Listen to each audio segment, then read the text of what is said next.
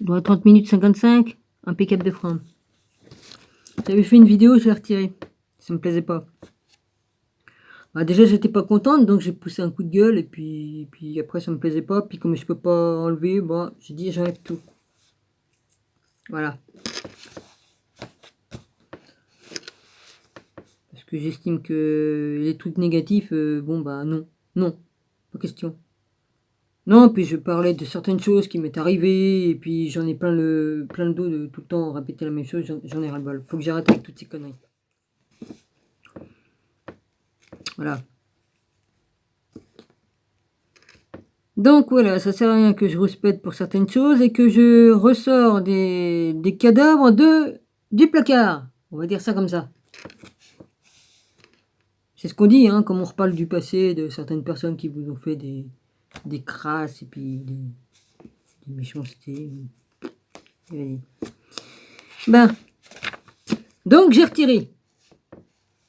Donc à 3h du matin, là je refais une vidéo, 3h à quelques, pas loin de 4h, enfin je sais plus quelle heure j'ai regardé, et puis voilà.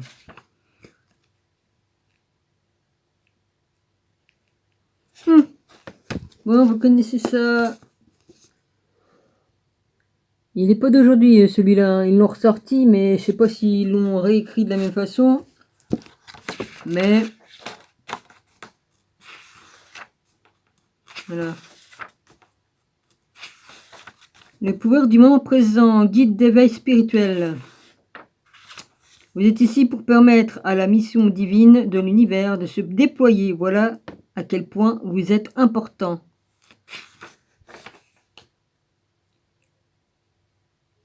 Eken. Attends, je vois rien. Non, Eckhart Tolle. Ben, préface de l'éditeur, Marc Monsieur Allen, hein, auteur visionnaire, voilà. Bon. Une fois en 10 ans, ou même au cours d'une génération, s'offre à vous un ouvrage comme Le pouvoir du moment présent. En fait, c'est bien plus qu'un livre, car une énergie vit en lui que vous pouvez probablement ressentir alors que vous le tenez entre vos mains. Ce volume a le pouvoir de faire vivre à ses lecteurs une expérience qui changera leur vie. Le pouvoir du moment présent a d'abord été publié au Canada, et l'éditrice canadienne Connie Kellogg, je ne sais pas comment qu'elle se prononce, excuse-moi madame, hein, m'a rapporté avoir entendu de multiples reprises des histoires de belles transformations et même de miracles survenus chez les gens qui en avaient entrepris la lecture. Les lecteurs me téléphonent, m'a-t-elle raconté, pardon. Et un grand nombre d'eux me dépeignent les merveilleuses guérisons et la grande joie qu'ils connaissent dans leur vie depuis qu'ils se sont plongés dans ce bouquin. Ce livre m'amène à prendre conscience du fait que chaque instant de ma vie est un miracle, et ceci est tout à fait vrai, que je le réalise ou non. Et il me montre page après page comment je peux y arriver dès les premières pages de cet ouvrage. Il est clair que son auteur, Eckhart Tolle, est un maître contemporain. Cet homme n'a pas d'affinité avec une religion particulière, un maître ou un gourou, quelconque,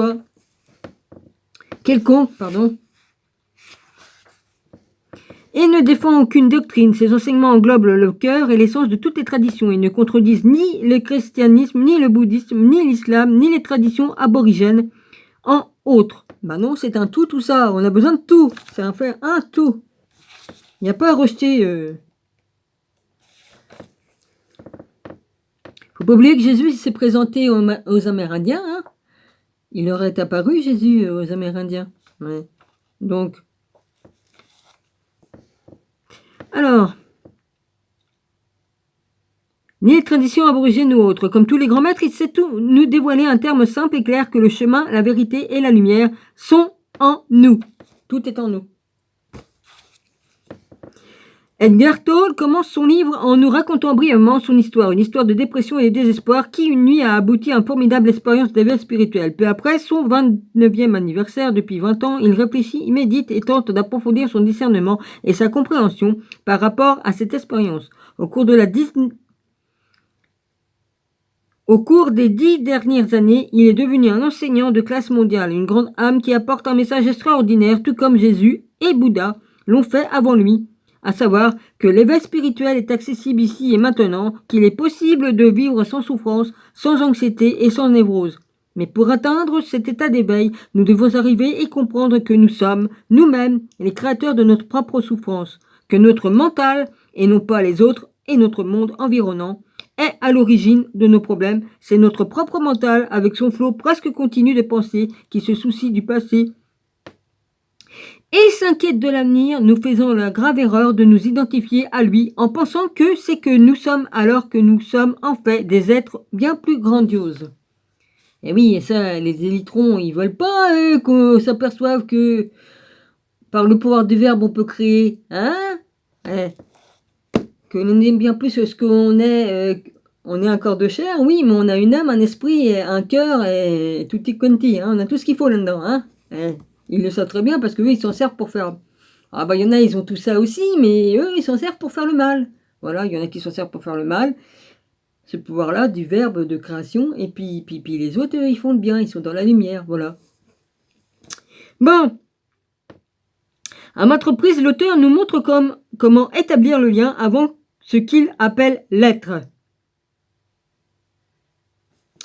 L'être est la... L'être est la vie éternelle et omniprésente qui existe au-delà de toutes les formes de vie assujetties au cycle de la vie et de la mort. L'être n'existe cependant pas seulement au-delà, mais aussi au cœur de toute forme. Il constitue l'essence invisible et indestructible, la plus profonde. En d'autres termes, l'être vous est accessible immédiatement et représente votre moi le plus profond, votre véritable nature. Mais ne cherchez pas à saisir avec votre mental, ni à le comprendre. Vous pouvez l'appréhender seulement lorsque votre mental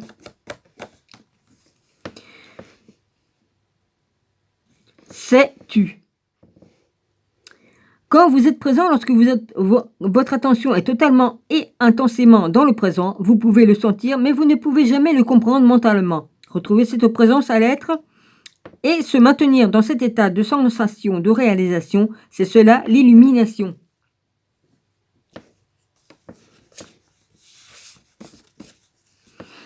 Il est presque impossible de lire cet ouvrage d'un seul trait.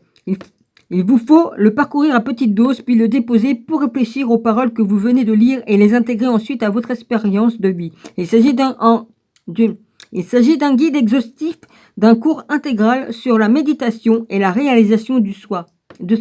C'est là un livre à lire encore et encore. Et chaque fois que vous le reprendrez, vous y trouverez une nouvelle profondeur et autre signification. Et sans aucun doute, plusieurs d'entre vous viendront se pencher sur ce contenu toute leur vie. Le pouvoir du moment présent voit le nombre de ses ardents lecteurs augmenter. On l'a déjà qualifié de chef-d'œuvre, peu importe comment on le décrit. Il a le pouvoir de changer nos vies, de nous amener à réaliser totalement ce que nous sommes. C'était pas mal aussi, conversation avec Dieu. C'était vachement bien. C'est donné à ma tante. Ouais, j'en ai déjà parlé. J'ai déjà parlé de ça. Alors, avant-propos. Sur un fond, c'était carrément le gros pavé que j'avais. Hein. Maintenant, ils le ressortent en 3-4 volumes plus petits. Puis, je sais pas s'il est aussi complet. Mais en tout cas, il était vachement bien à mon époque. Comme je l'ai acheté. Alors, sur un fond de ciel bleu azur, les rayons jaunes orangés d'un soleil couchant peuvent à certains moments nous régaler d'un instant d'une telle beauté que nous en restons momentanément ébahis. Oh bah moi j'ai passé ma vie à être ébahi partout, hein. Hein, la beauté d'un papillon, les fourmis, j'étais tout le temps à regarder tout ça moi, enfant, puis même adulte, hein, toujours. Je vois c'est la même enfant au fond de moi.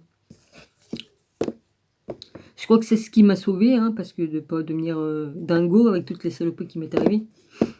C'est ça.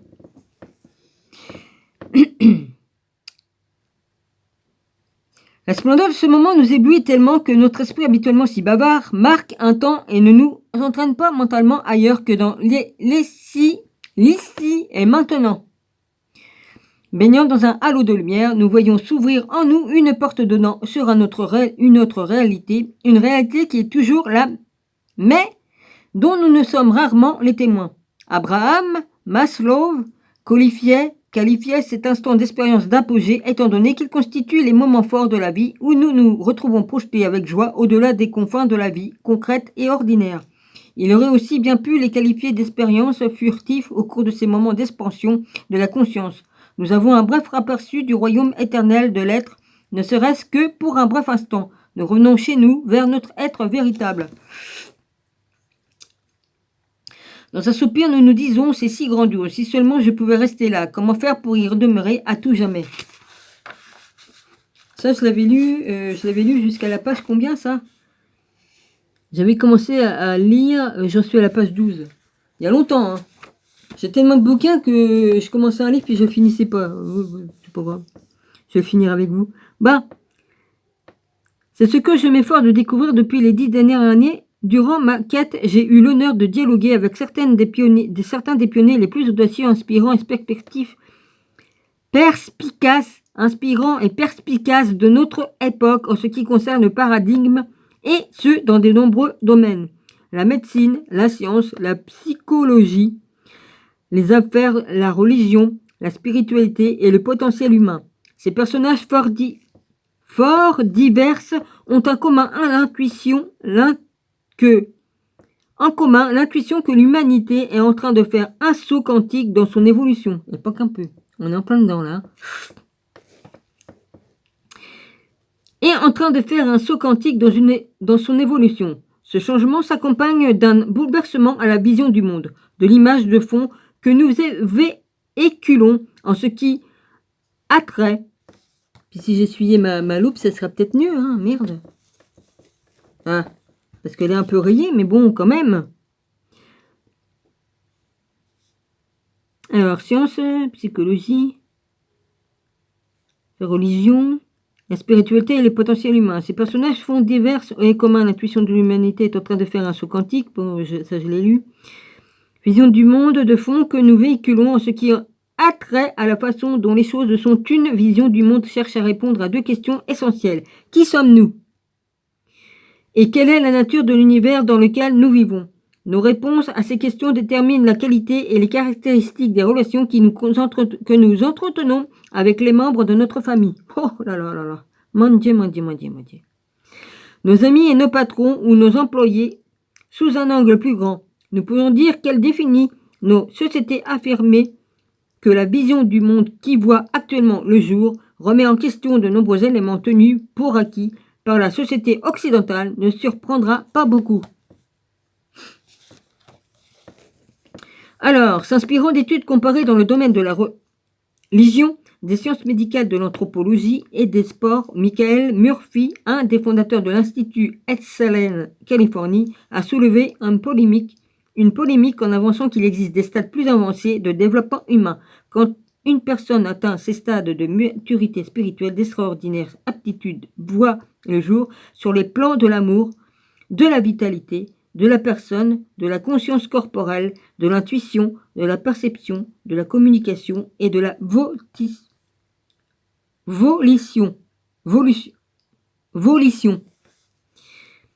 Première étape, reconnaître l'existence de ces stades. La plupart des gens ne les voient pas. Deuxième étape, employer consciemment et intentionnellement des méthodes pour les exploiter. Mythe numéro 2. Nous sommes totalement séparés les uns des autres, de la nature et du cosmos. Le mythe de plutôt l'autre que moi est la cause de guerre du viol manifeste de la planète et de toutes les formes et expressions d'injustice humaine. Après tout, quelle personne censée désire faire du mal à un autre? Si elle considère que celle-ci fait également partie d'elle-même, dans sa recherche sur les états des consciences extraordinaires, Stan Grof récapitule en disant que la psyché et la conscience de chacun de nous correspondent en fin de compte au grand tout, parce qu'il n'y a aucune frontière absolue entre le corps égaux et la totalité de l'existence. Les études scientifiques effectuées sur le pouvoir de guérison de la prière corroborent la médecine ERA 3 du docteur Larry Dossé, où les pensées, les attitudes et les intentions de guérir d'une personne peuvent influer sur la psychologie d'une autre personne. Le médecin ERA 2 concernant surtout l'aspect psycho-spirituel selon les principes connus de la physique et de la vision de monde de la science traditionnelle. Ceci ne peut pas se produire et pourtant les preuves sont là pour démontrer le contraire. Je suis un des témoins, moi. Je peux le dire. Mythe numéro 3. Le monde matériel est tout ce qui existe. Confiné à la matière, la science traditionnelle part à la prémisse selon laquelle tout ce qui ne peut se mesurer se vérifie en laboratoire ou être éprouvé par les 5 sens ou leurs remplaçants technologiques n'existe tout bonnement pas, n'est pas réel. Technologique n'existe tout bonnement pas. Oh, ça m'énerve. Virgule, n'est pas réel. Par conséquent, la réalité tout entière a été ramenée au concret, toute dimension spirituelle ou nos psychique de la réalité s'est fait évincer. Ceci entre en conflit avec la philosophie de la pérennité, ce consensus philosophique retrouvé à toutes les époques, dans toutes les religions traditionnelles et cultures, et qui fait état de diverses mais permanentes dimensions de la réalité s'échelonnant de plus dense et moins consciente, que nous appelons la matière au moins dense et plus consciente, que nous qualifions de spirituelle. Fait intéressant, la spiritualité de la théorie quantique, donc Jacques Scafetti, qui parle de voyage supraluminal, font référence à ce modèle. Ah bah je vais à la page où c'est que j'étais, du coup. Dominique, t'aurais pas dû prendre... Hein? Ouais, c'est de ma faute si ça fait ça. Bon, mange pas trop de cacahuètes, on l'a dit. Multidimensionnel de la réalité. On utilise d'autres dimensions de la réalité. J'ai juste des petits morceaux qui sont restés collés, c'est pour ça. Pour expliquer les déplacements plus rapides que la vitesse de la lumière. Référence suprême en ce qui concerne la vitesse de déplacement, nous n'avons qu'à nous reporter aux travaux du légendaire physicien David Bohr. Alors B-O, avec 2 petits points sur le haut, H-M. Et à son modèle multidimensionnel de la réalité qui comprend l'explicite, le physique, et l'implicite, le non-physique. Ce n'est qu'une théorie. En 1982, l'expérience aspect effectuée en France a démontré que 2 particules étalons anciennement reliées et par la suite séparées par une très grande distance restent reliées entre elles d'une façon ou d'une autre. Si une des particules subissait un changement, l'autre changerait instantanément. Oui, c'est vrai, j'ai vu ça. J'ai vu ça dans des vidéos qui en parlaient. Les scientifiques ne connaissent pas le mécanisme derrière ce phénomène du déplacement plus rapide que la lumière, bien que certains théoriciens avancent que ce lien s'effectue par l'intermédiaire de passages dans les dimensions supérieures. Donc, contrairement à ce que peuvent penser ceux qui prêtent allégeance au paradigme traditionnel, les personnes avant-gardistes et influentes avec qui je me suis entretenu estimaient que nous n'avons pas encore atteint l'apogée de notre développement, que nous sommes tous reliés à la vie au lieu d'un être associé et que l'éventail de tous ces niveaux de conscience englobe aussi bien la dimension matérielle qu'une multitude de dimensions immatérielles de la réalité. Fondamentalement, cette nouvelle vision du monde nous amène à nous voir, ainsi que les autres, à toute la vie, non pas avec le regard de notre petit moi concret qui est né et vit dans le temps, mais bien plutôt avec le regard de l'âme, de notre être, de notre véritable moi. Un à un, les gens font le saut. Avec son ouvrage Le pouvoir des moments présents, Edgar Tolle trouve justement sa place parmi ce groupe spécial d'enseignants de ce calibre mondial. Son visage se résume à ceci. Son message se résume à ceci, le problème de l'humanité est profondément enraciné dans le mental lui-même, ou plutôt dans notre identification au mental. L'errance de notre conscience, notre tendance à choisir le chemin le plus aisé en étant moins qu'à moitié éveillé, face au moment présent, crée un vide, et le mental limité par le temps, destiné à être notre utile.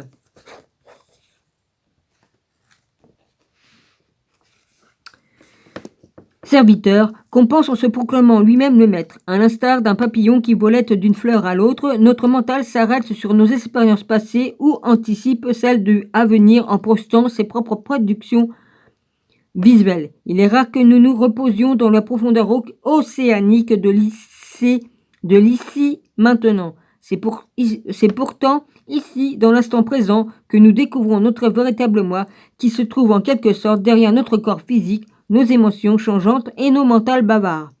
Le plus grand triomphe de développement humain ne réside pas dans notre capacité à raisonner et à penser, bien que cela nous distingue du régime animal, du règne animal. L'intellect, tout comme l'instinct, est seulement un détail dans l'ensemble. Ultimement, notre destinée consiste à nous rebrancher sur l'être essentiel qui est en nous et à exprimer notre réalité divine et extraordinaire dans le monde concret et ordinaire du quotidien. Facile à dire, mais pas facile à faire, puisque ceux qui ont atteint les étapes ultérieures du développement humain sont encore rares. Heureusement, il y a des guides et des maîtres qui nous éclairent tout au long du chemin. Le pouvoir formidable d'Edgar Tolle, lui-même guide et maître, n'a rien à voir avec sa facilité à nous raconter des histoires amusantes, à expliquer l'abstrait par le concret ou nous procurer des techniques fort utiles. Non, son pouvoir vient du fait qu'il parle en fonction de son expérience propre comme quelqu'un qui sait. Le résultat, ses paroles s'appuient sur une force que l'on ne retrouve que chez les plus célèbres maîtres spirituels. En vivant sa vie à partir de profondeur de la réalité supérieure, Edgar Tolle trace en une route et nous invite à le suivre. Et qu'arriverait-il si nous le faisions? Il est certain que le monde tel que nous le connaissions actuellement changerait pour le mieux. Nos valeurs partiraient à la dérive avec nos peurs dissipées, puisqu'elles auraient été aspirées et vidangées par le tourbillon de l'être lui-même. Une nouvelle civilisation verrait le jour. Où est la preuve de cette réalité supérieure, demanderez-vous? Je ne peux vous répondre que par cette métaphore. Un groupe de scientifiques peuvent bien se rassembler et vous fournir toutes les preuves permettant de conclure que les bananes sont effectivement amères. Néanmoins, il vous suffit d'un goût une fois pour réaliser, d'en goûter une fois pour réaliser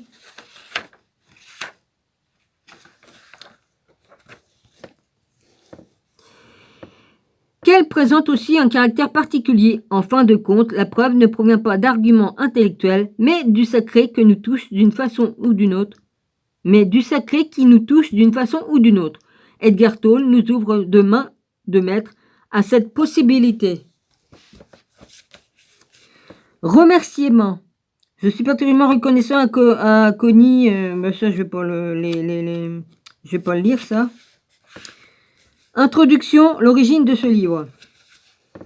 Le passé ne m'est pas d'une grande utilité et j'y pense rarement. Cependant, j'aimerais vous raconter rapidement comment je suis venu à devenir un guide spirituel et comment ce livre a vu le jour. Jusqu'à l'âge de 30 ans, j'ai vécu dans un état presque continuel d'anxiété ponctué de périodes de dépression suicidaire. Aujourd'hui, j'ai l'impression de parler d'une vie passée ou de la vie de quelqu'un d'autre. Ouais, vas-y avec ta télé là. Si elle pouvait tomber en panne, ça m'arrangerait bien.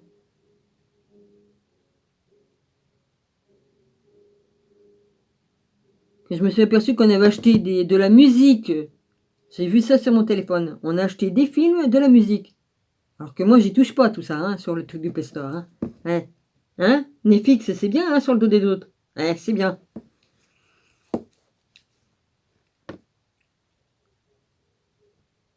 Une nuit peu après mon voyage 9e anniversaire, je me réveillais aux petites heures. Une nuit peu après mon 29e anniversaire, je me réveillais aux petites heures avec une sensation de terreur absolue. Il m'était souvent arrivé de sortir du sommeil en ayant une telle sensation, mais cette fois-ci c'était plus intense que cela ne l'avait jamais été. Le silence nocturne, les contours estompés des meubles dans la pièce obscure, le bruit lointain d'un train, tout me semblait si étrange, si hostile et si totalement insignifiant que cela créait en moi un profond dégoût du monde. Mais ce qui me répugnait le plus de tout cela, c'était ma propre existence.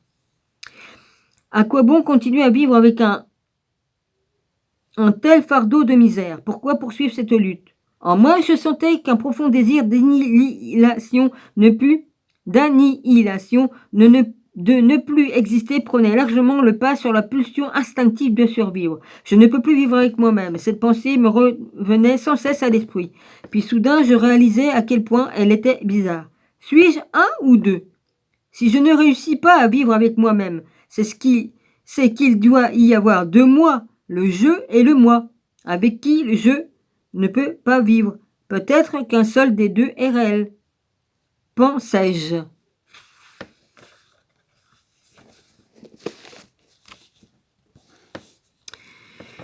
Cette prise de conscience étrange me frappa tellement que mon esprit cessa de fonctionner. J'étais totalement conscient, mais il n'y avait plus aucune pensée dans ma tête. Puis je me sentis aspiré par ce qui me semblait être un vortex d'énergie. Oh, Question de vortex, je m'y connais. Comme j'ai voyagé à des endroits en passant par des tunnels, et machins. Ouh la vache, tout un tas de trucs. Enfin bref, ça c'est comme on voyage dans d'autres dimensions. Au début du mouvement était lent, puis il s'accéléra. Une peur intense me saisit et mon corps se mit à trembler. J'entendis les mots « Ne résiste à rien », comme s'ils s'étaient prononcés dans ma poitrine. Je me sentis aspiré par le vide et j'avais l'impression que ce vide était en moi plutôt qu'à l'extérieur. Soudain, toute peur s'évanouit et je me laissai tomber dans ce vide. Je n'ai aucun souvenir de ce qui se passa par la suite. Puis les pépillements d'un oiseau devant la fenêtre me réveillèrent. Je n'avais jamais entendu un tel son auparavant. Derrière mes paupières, encore closes, se sont pris la forme d'un précieux diamant. 8, 6, un diamant pouvait émettre un son. C'est ce à quoi il ressemblerait. J'ouvris les yeux, les premières lueurs de l'aube fusaient à travers les rideaux. Sans l'intermédiaire d'aucune pensée, je sus que... Excusez-moi, j'ai des problèmes de digestion. Je m'en excuse. Je sus que la lumière est infiniment plus que ce que nous réalisions. Cette douce luminosité filtrée par les rideaux était l'amour lui-même. Les larmes me montèrent aux yeux. Je me levai et me mis à marcher dans la pièce. Je la reconnus et pourtant je sus que je ne l'avais jamais vraiment vue auparavant. Tout était frais et comme neuf, un peu comme si tout venait d'être mis au monde. Je ramassai quelque chose, un crayon, une bouteille vide, et m'émerveillais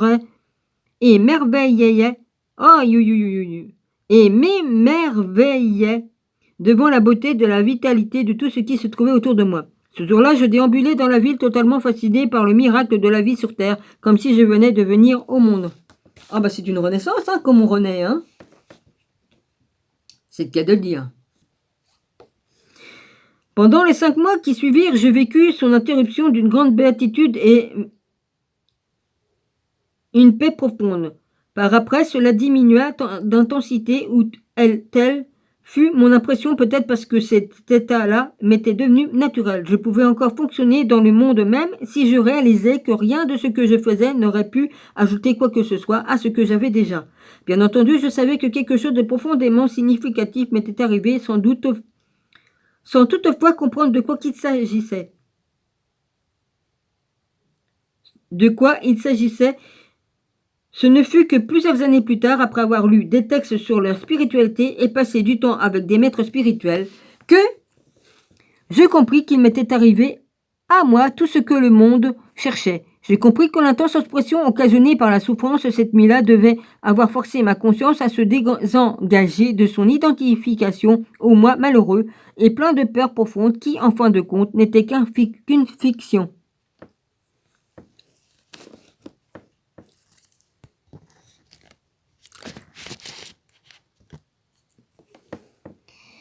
Alors, ce désengagement avait dû être si total que ce faux moi souffrant s'effondra immédiatement comme un ballon qui se dégonfle quand on enlève le bouchon. Tout ce qui restait, c'était ma véritable nature. L'éternel, je suis la conscience dans son état vierge avant l'identification à la forme. Plus tard, j'appris également à retourner en moi-même dans ce royaume intemporel et immortel que j'avais au début perçu comme un vide, tout en restant pleinement conscient. Je connus des états de béatitude et de grâce tels qu'il est difficile de les décrire et qu'ils éclipsent même la première expérience que je viens de décrire. Il fut un temps, pendant une certaine période où il ne me resta plus rien sur le plan concret, pas de relation, pas d'emploi, aucune identité sociale. J'ai passé presque 2 ans assis sur les bancs de parc dans un état de joie la plus intense qui soit.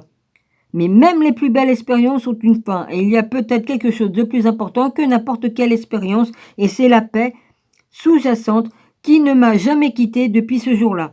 Elle est parfois très puissante, presque palpable, et les autres peuvent la sentir aussi. À d'autres moments, elle est plus en arrière-plan, semblable à une mélodie de fond.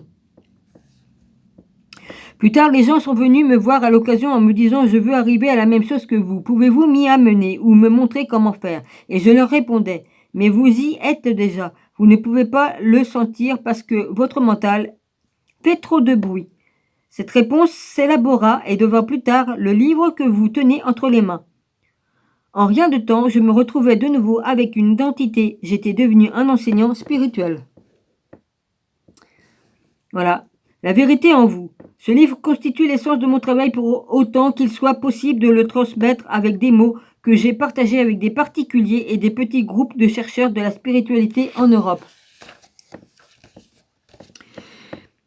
et en Amérique du Nord depuis 10 ans. Avec tout mon amour et toute mon appréciation, j'aimerais remercier ces gens pour leur courage exceptionnel, leur disposition à accepter le changement intérieur, leurs questions pleines de défis et leur promptitude à écouter ce livre. N'aurait pas vu le jour sans eux. Ces personnes appartiennent à une minorité infime, mais fort heureusement croissante de pionniers du domaine de la spiritualité, et sont arrivées au point où elles ont pu se défaire des conditionnements mentaux collectifs qui font partie de l'héritage des humains et qui depuis toujours maintiennent cette dernière dans la souffrance. Ouais, ben éteignez vos télés et puis allumez votre cerveau. Parce que c'est la télé qui vous endort. Hein. Et confiance, c'est confiance. Hein, il nous inoptise avec ça. Bon, je vous embrasse tous, soyez tous bénis, je continuerai une autre fois. Bisous.